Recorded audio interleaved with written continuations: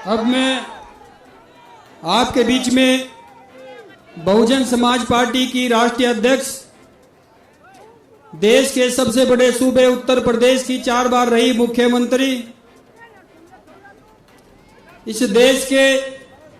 मजलूमों, पीड़ितों, गरीबों, शोषितों की मसीहा, सर्वे समाज के मान और सम्मान की प्रतीक आदरणीय बहन कुमारी मायावती जी से निवेदन पूर्वक आग्रह करूंगा कि आएं और अपने शब्दों से इस जनसभा को संबोधित करने का काम करें। आदरणीय बहन कुमारी मायावती जी।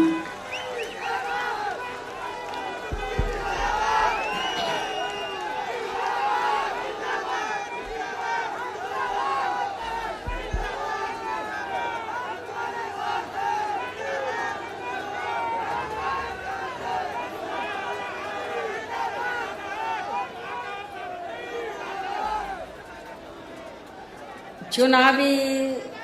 जनसभा में इकट्ठा हुए बीएसपी व इन लोगों के बने इस गठबंधन के सभी छोटे बड़े पदाधिकारी, नेता एवं कार्यकर्तागण, आज आप लोग यहाँ हरियाणा प्रदेश में विधानसभा के लिए हो रहे आम चुनाव में अपने गठबंधन के उम्मीदवारों के समर्थन में हमें सुनने के लिए यहाँ इकट्ठा हुए हैं, तो उसके लिए मैं आप सभी लोगों का हार्दिक दिल से आभार प्रकट करती हूँ, जिनको कामयाब बनाने के लिए भारतीय राष्ट्रीय लोकदल के वरिष्ठ राष्ट्रीय महासचिव चौधरी अभय चौटाला जी व इनके सभी साथीगण तथा बीएसपी के भी नेशनल कोऑर्डिनेटर श्री आकाश आनंद व यहाँ के संयोजक श्री रणधीर बेनीवाल और इनके भी सभी साथीगण पूरे जी जान से लगे हैं। और अब मैं आप लोगों का ध्यान यहाँ हरियाणा प्रदेश में विधानसभा के लिए हो रहे आम चुनाव में अपने इस बने गठबंधन की सरकार बनाने को लेकर कुछ जरूरी बातों की तरफ दिलाना चाहती हूँ। और इस संबंध में हमारी पार्टी का ये कहना है कि अपने देश को आज़ाद हुए व भारतीय संविधान को भी लागू हुए अब वर्षों बीत चुके हैं, और इस लंबी अवधि में केंद्र व आपके हरियाणा प्रदेश में भी विभिन्न विरोधी पार्टियों की सरकारें रही हैं। लेकिन दुख की बात यह है कि इस दौरान आपके हरियाणा प्रदेश में भी यहाँ विरोधी पार्टियों की रही सरकारों में सर्व समाज में से खासकर दलितों, आदिवासियों, पिछड़े वर्गों, मुस्लिम व अन्य अक़लियतों के साथ साथ गरीबों, मजदूरों, किसानों, व्यापारियों एवं अन्य मेहनतकश लोगों का भी पूर्ण रूप से विकास व उत्थान आदि नहीं हो सका है, जिनकी सरकारों की गलत नीतियों एवं गलत कार्य प्रणाली आदि को अब इन्हें और ज़्यादा आजमाने की ज़रूरत नहीं है। और इस मामले में खास तौर से मैं दलितों, आदिवासियों व अन्य पिछड़े वर्गों के लोगों को ये बताना चाहूँगी कि इन वर्गों को यानी कि पूरे देश में एससी, एसटी और ओबीसी, अनुसूचित जाति, जनजाति व अन्य पिछड़े वर्गों के लोगों को परम पूज्य बाबा साहब डॉक्टर भीमराव अंबेडकर के कड़े संघर्ष एवं अथक प्रयासों से भारतीय संविधान में मिले कानूनी अधिकारों में से विशेषकर सरकारी नौकरियों में जो इन्हें आरक्षण की सुविधा मिली है, तो उसे यहाँ पहले कांग्रेस की और अब बीजेपी की तथा अन्य पार्टियों की भी रही सरकारों की जातिवादी सोच व मानसिकता के चलते इन्हें ये आरक्षण का पूरा लाभ नहीं मिल पा रहा है। ये पार्टियां इन्हें ये आरक्षण का पूरा लाभ नहीं दे पा रही हैं और अब तो इनके इस आरक्षण को ये पार्टियां मान्य कोर्ट की आड़ में इसे प्रभावहीन बनाने में व खत्म करने की भी पूरी कोशिश में लगी हुई है। और इसका खास उदाहरण दिनांक 1 अगस्त 2024 को माननीय सुप्रीम कोर्ट का दिया गया निर्णय है, फैसला है, जिसमें माननीय सुप्रीम कोर्ट ने SC व ST के आरक्षण में वर्गीकरण व क्रीमी लेयर आदि को लागू करने की बात कही है। और यदि इन वर्गों के आरक्षण के मामले में केंद्र की वर्तमान भाजपा सरकार की भी नीति व नीयत साफ होती तो फिर ये सरकार, जो वर्तमान केंद्र की भाजपा सरकार है, तो फिर ये सरकार माननीय सुप्रीम कोर्ट के आरक्षण को लेकर आए इस निर्णय को बिना कोई देरी किए हुए उसे निष्प्रभावी बनाने व पूर्व की स्थिति में लाने के लिए संसद का विशेष सत्र बुलाकर फिर संवैधानिक संशोधन विधेयक जरूर लाती। यदि वर्तमान केंद्र की भाजपा की सरकार की नीयत साफ होती आरक्षण के मामले में, माननीय सुप्रीम कोर्ट ने जो निर्णय दिया है तो वो उस निर्णय से आपका जो आरक्षण है आगे चलकर अब ये ना के बराबर रह जाएगा और आपको कोई ज़्यादा लाभ मिलने वाला नहीं है। तो जो अभी तक आपको ये सुविधा मिल रही थी तो उस स्थिति में लाने के लिए तो फिर सुप्रीम कोर्ट का निर्णय है, तो इसको कौन बदल सकता है? इसको सेंटर की सरकार बदल सकती है। वर्तमान में केंद्र की सरकार किसकी है? भारतीय जनता पार्टी की। हमने भारतीय जनता पार्टी की सरकार को ये कहा कि यदि आपकी दलितों, आदिवासियों और अन्य पिछड़े वर्गों के मामले में, खासकर SC ST के आरक्षण के मामले में यदि नीति आपकी स्पष्ट है, सोच सही है, तो फिर आपको जो माननीय सुप्रीम कोर्ट ने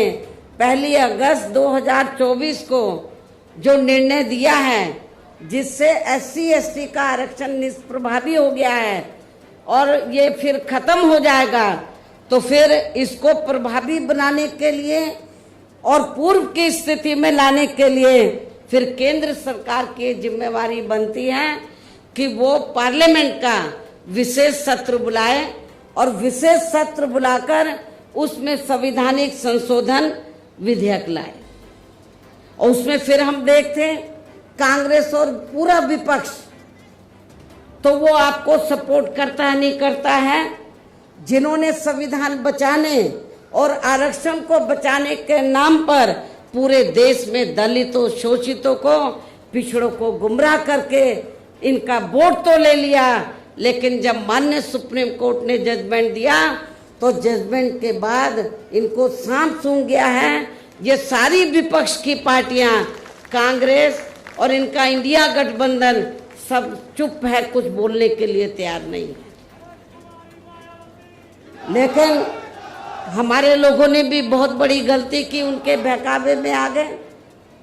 संविधान बचाने के नाम पर, आरक्षण बचाने के नाम पर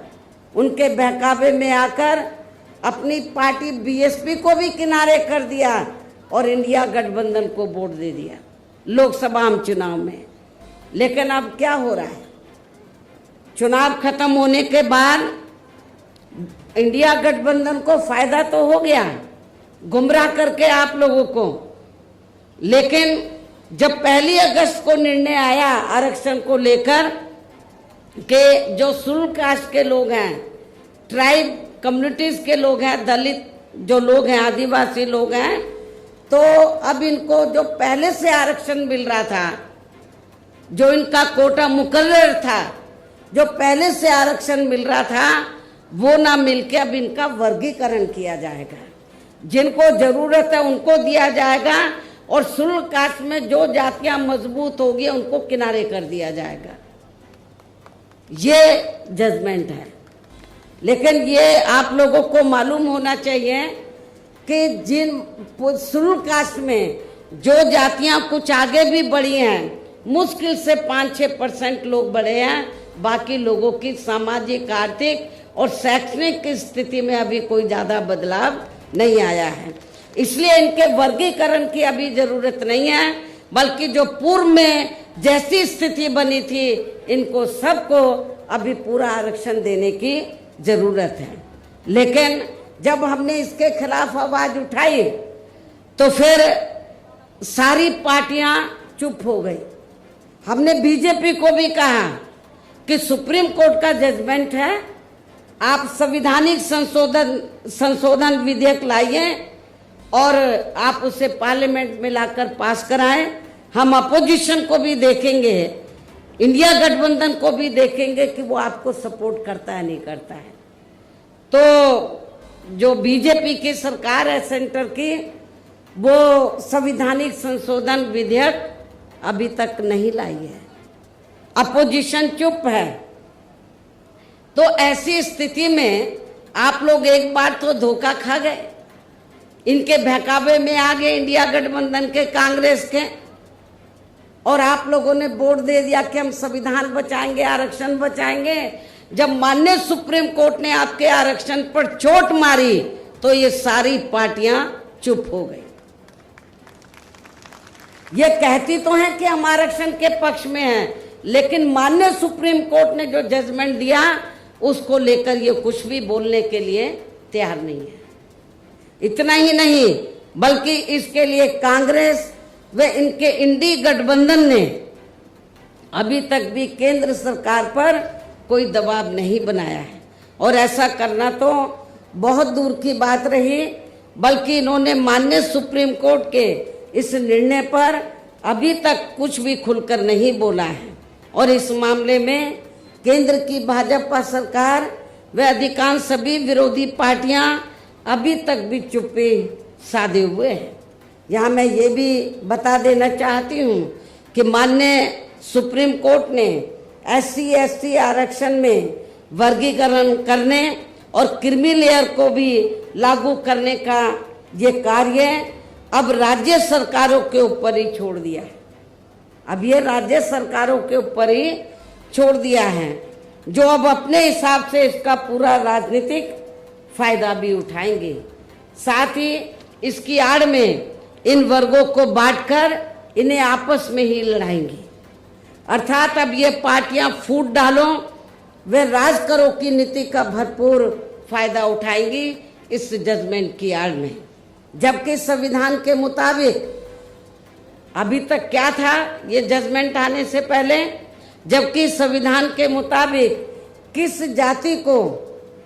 SC व ST की सूची में शामिल करना है या नहीं करना है, तो इसका ये अधिकार अभी तक केवल संसद, किसको था, पार्लियामेंट को था, संसद व माननीय राष्ट्रपति जी को ही दिया हुआ था संविधान के मुताबिक, जिसे 1 अगस्त 2024 को माननीय सुप्रीम कोर्ट के आए निर्णय के जरिए इसे अब वापस लेकर सीधे ही राज्य सरकारों को दे दिया है, जिससे अब इन वर्गों के साथ काफी ज्यादती होगी। अर्थात इनका अब ये आरक्षण ना के बराबर ही रह जाएगा। दलितों का, आदिवासियों का जो आरक्षण है वो ना के बराबर ही रह जाएगा। और अब तो कांग्रेस के श्री राहुल गांधी ने भी विदेश में जाकर इनके सभी आरक्षण को आगे वक्त आने पर खत्म करने का भी ऐलान कर दिया है। इसलिए इन वर्गों के लोगों को बाबा साहब डॉक्टर भीमराव अंबेडकर द्वारा जो इन्हें आरक्षण का ये संवैधानिक अधिकार मिला है, तो इसे बचाने के लिए अब यहाँ हरियाणा प्रदेश में हो रहे विधानसभा आम चुनाव में इन वर्गों को, ऐसी सभी आरक्षण विरोधी पार्टियों को अपना कतई भी वोट नहीं देना है। जो ये पार्टियां माननीय सुप्रीम कोर्ट के आए इस निर्णय को बिल्कुल भी बदलने के लिए तैयार नजर नहीं आती हैं, ना तो भारतीय जनता पार्टी और ना ही कांग्रेस पार्टी का इंडिया गठबंधन। अर्थात इस मामले में केवल ये पार्टियां इन वर्गों को गुमराह करने में ही लगी हैं। ऐसी स्थिति में अब इन वर्गों को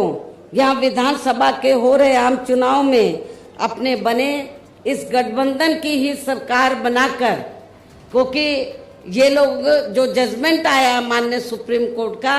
रिजर्वेशन को लेकर, इसको ये अभी तक भी बदलने के लिए तैयार नहीं है, ना कांग्रेस ना बीजेपी।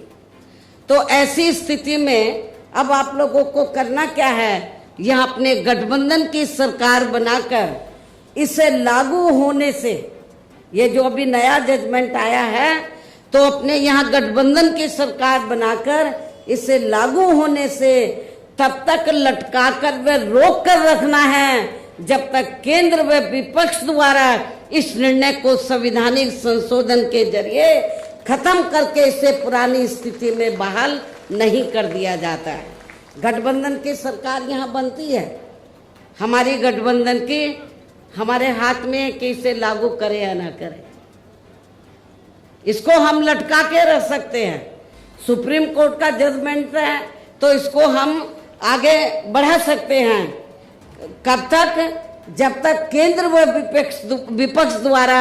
इस निर्णय को संवैधानिक संशोधन के जरिए खत्म करके इसे पुरानी स्थिति में बहाल नहीं कर दिया जाता है। इसलिए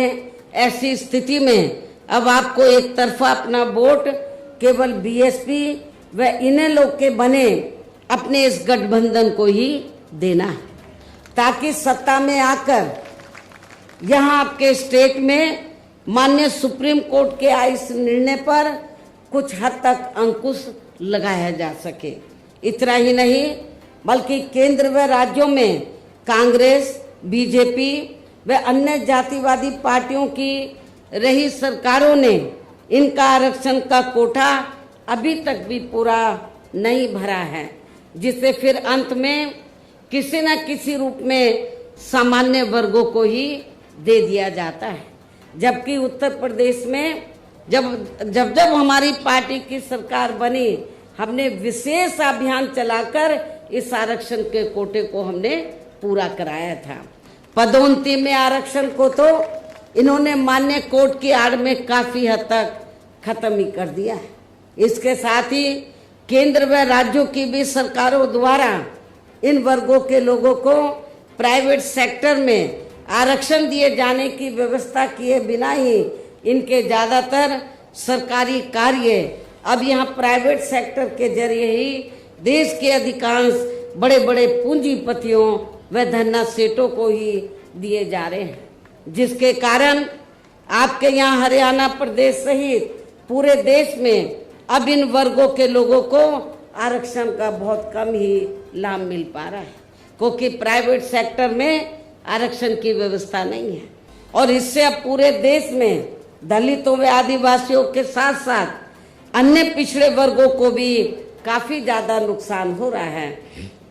जबकि अन्य पिछड़े वर्गों के लोगों को ये भी मालूम होना चाहिए, इन्हें मंडल कमीशन की रिपोर्ट के तहत आरक्षण की ये सुविधा केंद्र में कांग्रेस पार्टी की रही सरकार में नहीं मिली है, बल्कि बीएसपी के कड़े संघर्ष एवं अथक प्रयासों से केंद्र में रही श्री बीपी सिंह की सरकार में ही मिली है। हमें काफी स्ट्रगल करना पड़ा, जिसका भी अब यहाँ जातिवादी विरोधी पार्टियों की चल रही सरकारें इन्हें पूरा लाभ नहीं दे पा रही हैं। इसके साथ ही श्री बीपी सिंह की सरकार में ही इन वर्गों के मसीहा परम पूज्य बाबा साहब डॉक्टर भीमराव अंबेडकर को भी यहाँ भारत रत्न की उपाधि से सम्मानित किया गया है। जब बीपी सिंह की सरकार थी तो तभी बाबा साहब को भारत रत्न की उपाधि से सम्मानित किया गया था, जिसके लिए वो हर प्रकार से पात्र भी थे। जबकि इन्हें ये सम्मान इनके जीते जी केंद्र में रही कांग्रेस पार्टी की सरकार में बहुत पहले ही मिल जाना चाहिए था। लेकिन इस पार्टी की सरकार ने इनके देहांत के बाद भी इन्हें ये सम्मान नहीं दिया। कांग्रेस पार्टी की सरकार ने इनके देहांत के बाद भी इन्हें ये सम्मान नहीं दिया। इससे इन वर्गों के प्रति इस पार्टी की हीन व जातिवादी मानसिकता साफ झलकती है। इतना ही नहीं बल्कि इनके कारवां को आगे बढ़ाने वाले वे हर मामले में समर्पित व्यक्तित्व मान्यवर श्री कांशीराम जी के देहांत होने पर केंद्र में रही इसी कांग्रेस पार्टी की सरकार ने इनके सम्मान में एक दिन का भी राष्ट्रीय शोक घोषित नहीं किया था। इसके साथ ही इन वर्गों के लोगों को जुल्म जाति से निजात दिलाने के लिए जो भी यहाँ नियम व कानून आदि बने हैं, तो उन पर भी केंद्र व राज्यों की सरकारें सही से अमल नहीं कर पा रही है, जिससे अब यह खासकर दलितों, आदिवासियों व अन्य पिछड़े वर्गों के ऊपर शोषण करने वालों का मनोबल और भी ज्यादा बढ़ रहा है। और ये सब हमें यहाँ आपके हरियाणा प्रदेश में भी काफी कुछ देखने के लिए मिल रहा है। इसी प्रकार हमें पूरे देश में मुस्लिम व अन्य अक़लियत समाज के लोगों की भी अधिकांश मामलों में हालत कोई खास अच्छी नजर नहीं आती है। इनके साथ साथ अपर कास्ट समाज व जाट समाज में भी खासकर गरीब लोगों की भी आर्थिक स्थिति अभी भी यहाँ आपके हरियाणा प्रदेश सहित पूरे देश में काफी ज्यादा खराब व दयनीय ही बनी हुई है। इनके अलावा आपके हरियाणा प्रदेश सहित पूरे देश में सर्व समाज में से विशेषकर यहाँ गरीब, मजदूर, किसान, कर्मचारी, व्यापारी एवं अन्य मेहनतकश लोग भी अपनी विभिन्न समस्याओं को लेकर अभी भी हमें काफी ज्यादा दुखी ही नजर आते हैं। और इनमें भी किसान वर्ग तो केंद्र में अभी तक की रही सभी सरकारों द्वारा बनाई गई उनकी गलत नीतियों के कारण अब काफी ज्यादा परेशान व दुखी भी रहा है और अभी भी है। लेकिन इन सब की मुख्य वजह हमारी पार्टी केंद्र में व आपके हरियाणा प्रदेश में भी यहाँ अब तक की अधिकांश रही विरोधी पार्टियों की सरकारों की गरीब व किसान विरोधी तथा इनकी जातिवादी, पूंजीवादी व संकीर्ण मानसिकता के तहत बनाई गई उनकी गलत नीतियों व गलत कार्य प्रणाली को ही काफी हद तक जिम्मेवार मानकर चलती है। और इस मामले में खासकर इनकी गलत आर्थिक नीतियों की वजह से ही आए दिन जहाँ पूरे देश में गरीबी, बेरोजगारी व महंगाई आदि भी काफी ज्यादा बढ़ रही है, जिससे आम जनता काफी ज्यादा परेशान व दुखी भी है। इसके साथ साथ अभी भी अपने देश में भ्रष्टाचार हर स्तर पर काफी ज्यादा फैला हुआ है, जिससे आपका खुद का अपना हरियाणा प्रदेश भी अछूता नहीं रहा है। और इन सब का मुख्य कारण हमारी पार्टी आजादी के बाद से लेकर अभी तक केंद्र व देश के अधिकांश राज्यों में तथा आपके खुद के अपने हरियाणा प्रदेश में भी ज्यादातर सत्ता या खासकर पूंजीवादी पार्टियों के ही हाथों में आने को मानकर चलती है, जिसके कारण ही अब पूरे देश में व आपके खुद के अपने प्रदेश में भी अभी भी हमें यहाँ सर्व समाज के लोग अधिकांश मामलों में काफी ज्यादा दुखी व परेशान ही नजर आते हैं। जबकि पूरे देश में बीएसपी ही अकेली एक ऐसी पार्टी है जो विरोधी पार्टियों की तरह देश के बड़े बड़े पूंजीपतियों व धन्ना सेठों की आर्थिक मदद से नहीं बल्कि अपनी पार्टी के ही आम कार्यकर्ताओं की आर्थिक मदद से चुनाव लड़कर यहाँ केंद्र व राज्यों की भी सत्ता में आना चाहती हैं, ताकि हमारी पार्टी सत्ता में आने के बाद फिर बिना किसी दबाव के वे आजाद होकर सर्व समाज के लोगों की सभी समस्याओं का समाधान करके उन्हें हर मामले में वे हर स्तर पर यह खुशहाल बना सके। और इसी आधार पर चलकर ही आबादी के हिसाब से देश के सबसे बड़े प्रदेश उत्तर प्रदेश में, आपका पड़ोसी राज्य है उत्तर प्रदेश, तो देश के सबसे बड़े प्रदेश उत्तर प्रदेश में 4 बार हमारी पार्टी ने अपने नेतृत्व में वहाँ सरकार भी बनाई है। और हमने अपनी सभी चारों रही सरकारों में अपनी पार्टी की विचारधारा एवं सिद्धांतों के तहत चलकर, वैसे तो वहाँ सर्व समाज के हितों का पूरा ध्यान रखा है, लेकिन सभी मामलों में प्राथमिकता पहले हमने वहाँ सर्व समाज में से विशेषकर उन दलितों, आदिवासियों, पिछड़े वर्गों व अकलियत समाज को दिया है तथा अन्य समाज में से गरीब एवं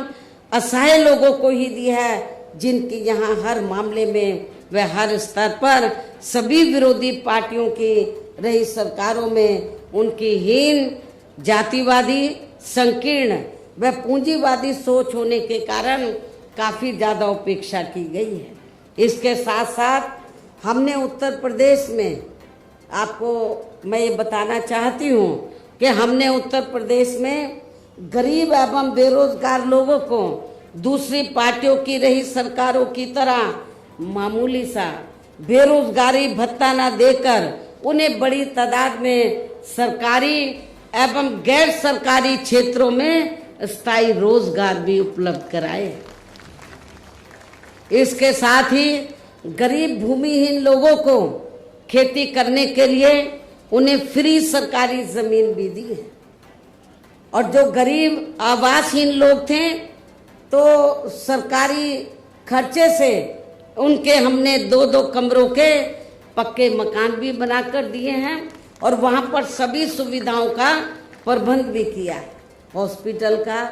स्कूल्स का, और भी जो जरूरी आपकी ज़रूरतें हैं तो उनका हमने वहाँ पर प्रबंध भी किया है, जिससे वहाँ लाखों गरीब लोगों को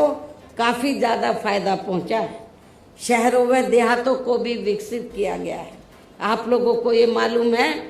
कि शहरों और देहातों में जहाँ वीकर सेक्शन के कमज़ोर तबके के लोग रहते हैं, वहाँ घुसते ही मालूम पड़ जाता है कि यहाँ पर अपने समाज के लोग रहते हैं। इतनी खराब हालत होती है, क्योंकि जो पार्टियां अभी तक सत्ता में रही तो उन्होंने आपकी बस्तियों को डेवलप नहीं किया, लेकिन जब हमारी सरकार बनी तो हमने देहातों को डॉक्टर अंबेडकर ग्राम विकास योजना के तहत और शहरों में दलित बस्तियों को मान्यवर श्री कांशीराम जी शहरी समग्र विकास योजना के तहत उनको डेवलप किया, विकसित किया। इसके अलावा हमारी पार्टी की रही सरकार ने वहाँ विभिन्न क्षेत्रों में लगे लोगों के साथ साथ छात्रों, युवाओं, महिलाओं व बुजुर्गों आदि के हितों में भी अनेकों महत्वपूर्ण व ऐतिहासिक कार्य किए हैं, जिनसे उन्हें काफ़ी ज़्यादा लाभ पहुँचा है। किसानों की भी अधिकांश समस्याओं का काफ़ी हद तक समाधान किया गया है तथा उनकी फसलों का भी उन्हें समय से उचित दाम दिया गया है। इतना ही नहीं, बल्कि हमने उत्तर प्रदेश में सर्व समाज के लोगों के ऊपर किसी भी प्रकार की कोई जुल्म जाति आदि भी नहीं होने दी है और वीकर सेक्शन का हमने विशेष ध्यान रखा है। बल्कि हमारी पार्टी की रही सरकार ने वहाँ जुल्म जाति करने वाले लोगों को बिना कोई देरी किए हुए उन्हें तुरंत ही जेल की सलाखों के अंदर भेजा है, जहाँ मेरी सरकार में उनकी सही व असली जगह होती है, जिसकी यहाँ आपके प्रदेश में भी काफ़ी अब सख्त ज़रूरत है। इसके साथ ही हमारी पार्टी की रही सरकार ने अपने देश में दलित एवं अन्य पिछड़े वर्गों में समय समय पर जन्मे यहाँ महान संतों, गुरुओं व महापुरुषों में भी खासकर महात्मा ज्योतिराव फूले, श्री छत्रपति शाहू जी महाराज, श्री नारायणा गुरु, बाबा साहब डॉक्टर भीमराव अंबेडकर एवं मान्यवर श्री कांशीराम जी आदि को भी विभिन्न रूपों में पहली बार वह पूरा आदर सम्मान दिया है। जिन्हें विरोधी पार्टियों के लोग अभी तक भी आसानी से पचा नहीं पा रहे हैं। इस प्रकार से उत्तर प्रदेश में हमारी पार्टी ने अपने सभी चारों रहे शासनकाल के दौरान वहाँ हर मामले में व हर स्तर पर सर्व समाज के लोगों को काफ़ी बेहतरीन सरकार दी है। और यदि आप लोग भी यहाँ अपने हरियाणा प्रदेश में गरीबों, किसानों व आम जनहित के तथा विशेषकर कमजोर एवं उपेक्षित वर्गों के हितों में ऐसे ही कार्य करना चाहते हैं, इसके साथ ही आपके प्रदेश की जनहित से जुड़ी जो भी यहाँ स्थानीय समस्याएं हैं तो उन्हें भी आप दूर करना चाहते हैं, तो फिर आप लोगों को भी उत्तर प्रदेश की तरह ही यहाँ अपने हरियाणा प्रदेश में भी अपने इस बने गठबंधन के ही सर्वजन हिताय व सर्वजन सुखाय की नीतियों पर आधारित ही सरकार बनानी होगी, जिसके लिए अब आप लोगों को यहाँ अपने हरियाणा प्रदेश में विधानसभा के लिए हो रहे आम चुनाव में अपने गठबंधन का ही बेहतर रिजल्ट लाना होगा। इसके साथ साथ आप लोगों को वोट पड़ने तक यहाँ की सत्ताधारी पार्टी व अन्य सभी विरोधी पार्टियों के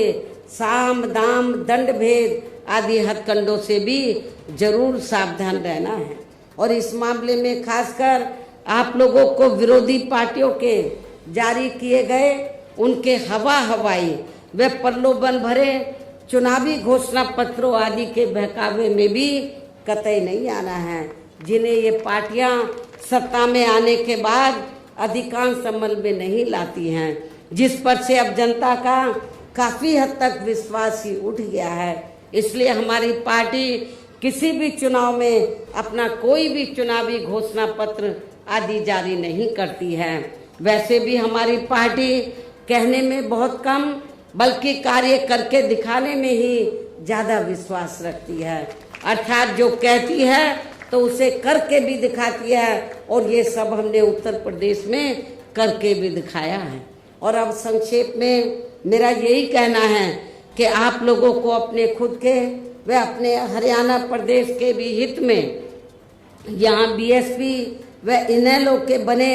अपने इस गठबंधन की ही सरकार बनाना बहुत जरूरी है। और अब आप लोगों को अपने इस गठबंधन के ही उम्मीदवारों को ज़्यादा से ज़्यादा कामयाब बनाना है, जिसके लिए बीएसपी के उम्मीदवारों को हाथी चुनाव चिन्ह के सामने वाले बटन को दबा के तथा भारतीय राष्ट्रीय लोक दल के उम्मीदवारों को चश्मा चुनाव चिन्ह के सामने वाले बटन को दबा के इन्हें जरूर जिताना है। इस प्रकार से आप लोगों को अपने बने इस गठबंधन की ही पूर्ण बहुमत की सरकार बनाना है, और सरकार बनने पर फिर गठबंधन की ओर से आपके हरियाणा प्रदेश का मुख्यमंत्री चौधरी श्री अभय चौटाला जी को ही बनाया जाएगा, जिनको मेरे आशीर्वाद के साथ साथ इनके पिता चौधरी ओम प्रकाश चौटाला जी का भी पूरा आशीर्वाद प्राप्त है। वैसे स्वर्गीय चौधरी देवीलाल जी का भी हमेशा इन पर आशीर्वाद बना रहा है। इनके साथ साथ गठबंधन की ओर से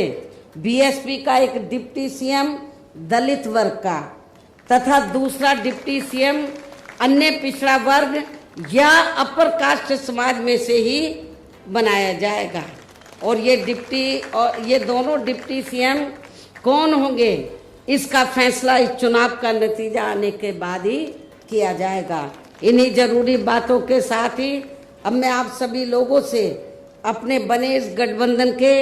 अधिकांश उम्मीदवारों को जिताकर अपनी यहाँ गठबंधन की ही सरकार जरूर बनाना है। इस उम्मीद के साथ ही अब मैं केंद्र सरकार से देश में जातीय जनगणना कराने के लिए भी विशेष अनुरोध करती हूँ, जिसको पहले केंद्र में रही कांग्रेसी सरकार ने और अब वर्तमान में चल रही बीजेपी की सरकार ने भी इसे अभी तक भी लटका के रखा हुआ है, जो उचित नहीं है। इसके लिए भी इनसे विशेष आग्रह के साथ ही अब मैं अपनी बात यही समाप्त करती हूँ। धन्यवाद। जय भीम व जय भारत।